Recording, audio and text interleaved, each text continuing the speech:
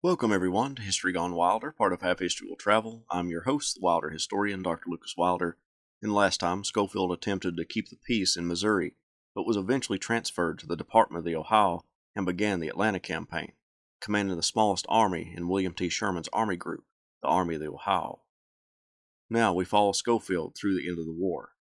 If you like what I do, please consider subscribing to the channel if you haven't done so already, join the Patreon page, and purchase something from one of my online stores. Every little bit helps. Thank you.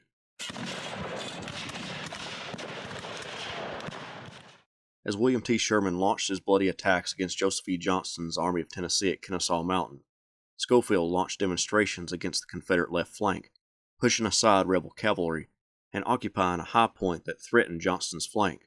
Schofield's actions got arguably the greatest results and helped Sherman outflank the Confederate Army from its position on the mountain, inching closer to Atlanta. Johnston retreated toward the Chattahoochee River, then crossed it. Schofield once again remained on the left flank of the Union Army, moving his small force across the river. Once across the river, Schofield received word that Confederate President Jefferson Davis replaced Johnston with John Bell Hood, one of Schofield's classmates at West Point. Schofield, 4th Corps Commander Oliver Otis Howard, and Army of the Tennessee Commander James McPherson all knew Hood from their time at West Point together. Schofield and McPherson both helped him with his studies. George Thomas, the Army of the Cumberland commander, taught Hood at the academy. Schofield remarked to Sherman that Hood was bold even to rashness and courageous in the extreme. That rashness displayed itself over the next several days with the battles of Peachtree Creek, Atlanta, and Ezra Church, none of which Schofield took any direct part in. In early August, Sherman chose Schofield to launch an offensive against some of the last supply and communication routes into Atlanta as the campaign turned into a siege. Sherman ordered Schofield to use his 23rd Corps and the 14th Corps from the Army of the Cumberland to perform this action. However, the 14th Corps commander, John M. Palmer, felt slighted because he outranked Schofield by date of commission. Schofield argued that not only did he hold a commission in the regular army, but his presidential appointment to command an army made him outrank Palmer.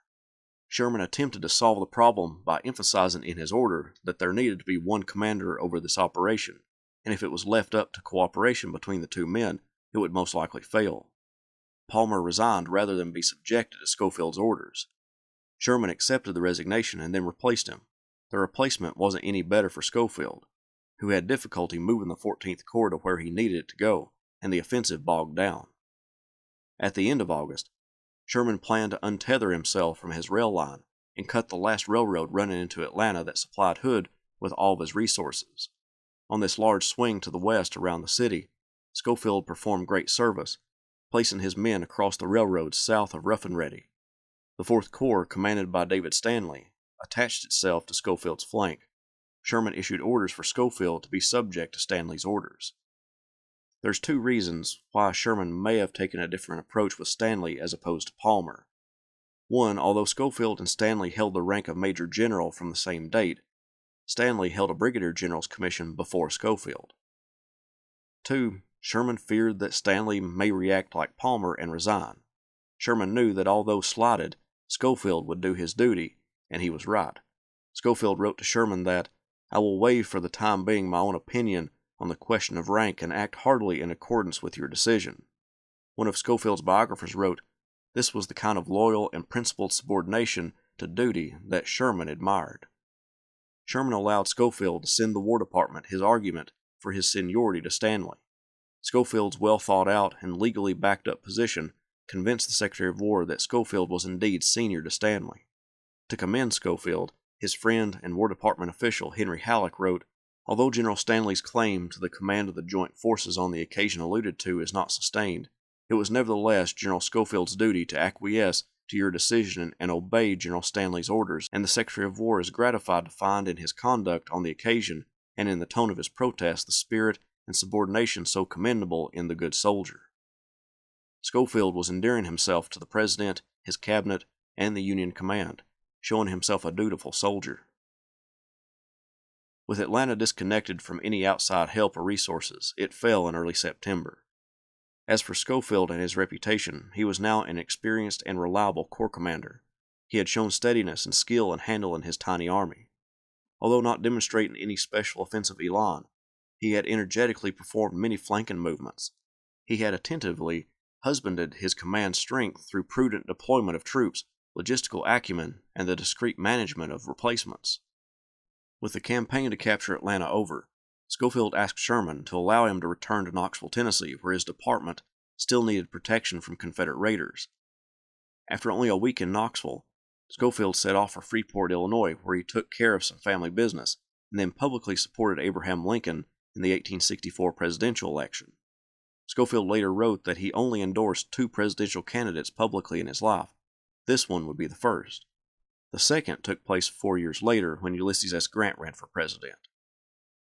About the election of 1864, he wrote, "Under those circumstances, I thought it my duty to say a few words to my townsmen in Illinois, where I was known as a Democrat, explanatory of my view on the great question."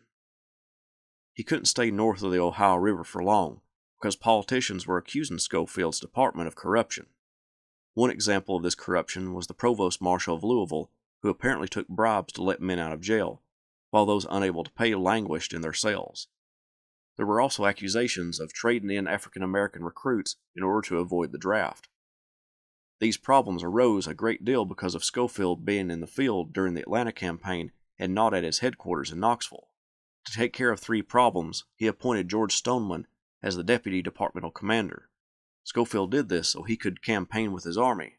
The department would have a high-ranking West Pointer keeping the corruption at bay, and it would help restore Stoneman's reputation, which had been tarnished during the Atlanta campaign. With his department in Stoneman's hands, Schofield set off for Atlanta to be with his army, nearly getting captured in the process traveling near Chattanooga. Hood's army had pushed north of Atlanta, and those troops nearly nabbed Schofield. In Atlanta, Schofield talked with Sherman, who brought up marching to the sea with his army, including the Army of the Ohio. Schofield objected to taking the 23rd Corps with him. He disagreed with Sherman that Hood would follow him to the sea and believed the Confederate leader would invade Tennessee, and he would need to help George Thomas there. Sherman begrudgingly agreed to allow Schofield and the Army of the Ohio to stay behind in Tennessee. Thomas ordered Schofield to take command of the 23rd Corps and the 4th Corps at Pulaski, Tennessee, and watch Hood's army if it crossed the Tennessee River. If it did, he needed to delay it as long as possible while Thomas organized incoming troops to Nashville. The Confederate army maneuvered swiftly through Tennessee, making Schofield race for Columbia and the Duck River. There, Schofield had a Herculean task of guarding the fords and other crossings of the Duck River against Hood and the rebel cavalry under Nathan Bedford Forrest. The Confederates crossed at multiple locations, forcing Schofield to pull back, trying to get to Franklin, Tennessee, and the crossing of the Harpeth River. He feared that the push by Hood toward Spring Hill and Franklin was a feint, so he sent troops in that direction, but he also wanted to guard the Duck River in case Hood wanted to use the crossing at Columbia to chase after him. He delayed, and it nearly proved fatal. Hood got to Spring Hill, engaging with members of the 4th Corps, but darkness brought the fighting to an end. Hood planned to attack and force Schofield to surrender the next day. The misplacement of Confederate troops allowed Schofield to march his troops past the rebels that night. As they got north of Spring Hill, Schofield was worried what may lay ahead of his troops.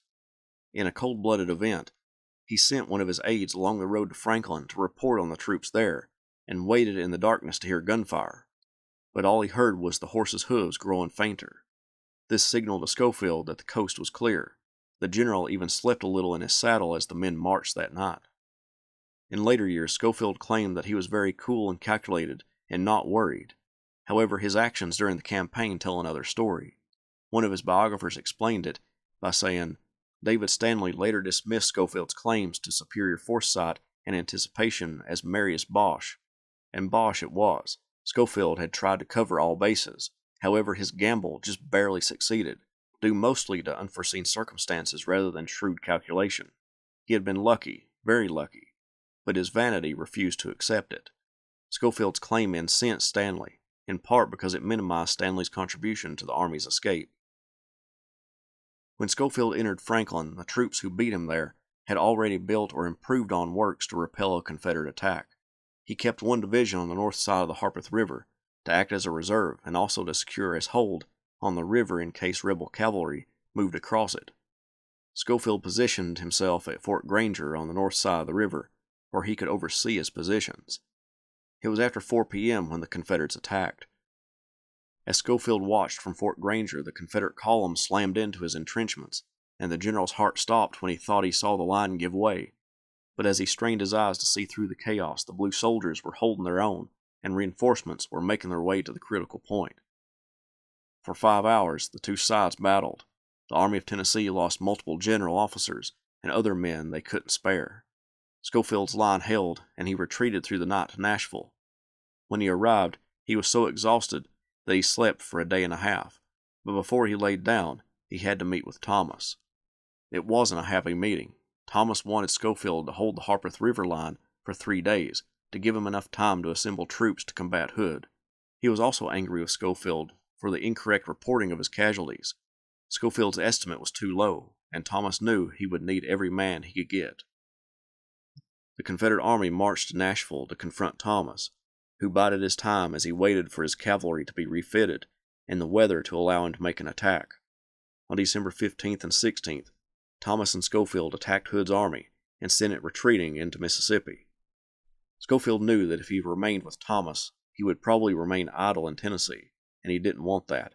He wanted to travel east to take part in Ulysses S. Grant's siege of Petersburg or Sherman's march through the Carolinas. Grant acquiesced to Schofield's request, and he and the 23rd Corps were brought down the Tennessee River, up the Ohio, then took a train east from Cincinnati. Schofield met with Grant, and he was given command of another department, the Department of North Carolina, with its own army, including his own 23rd Corps. Grant gave him a critical role in Sherman's Carolina campaign. Through February and March 1865, Schofield secured the North Carolina coast and pushed inland to secure vital locations in order to provide Sherman and his army with supplies as they entered North Carolina. During his time along the Outer Banks, he found himself without a horse for a time, so he asked if he could use a ship. He was given a hospital ship which acted as his headquarters, but also allowed him to travel quickly between coastal towns to check on his troops. This became a bone of contention as the Secretary of War Edwin Stanton viewed it as illegal for him to commandeer a hospital ship to be used as his personal quarters. Schofield easily gave it up, because he had only used it because he had to, and the situation had changed. He was now moving inland. Schofield's army joined Sherman's columns and pursued the Confederates until the rebel commander, Joseph E. Johnston, reached out to discuss surrender. Johnston and Sherman met twice. The first time resulted in an agreement that the War Department wouldn't agree to, so the two commanders met again. This time Schofield joined them. The terms Sherman gave to Johnston were basically the same as Grant gave to Robert E. Lee at Appomattox Courthouse, but Schofield, as departmental commander, would come to an agreement separately, where some of the surrendered men could keep their weapons until they arrived at their state capital, and get them in transportation if possible. Schofield also helped to distribute rations to the hungry rebels.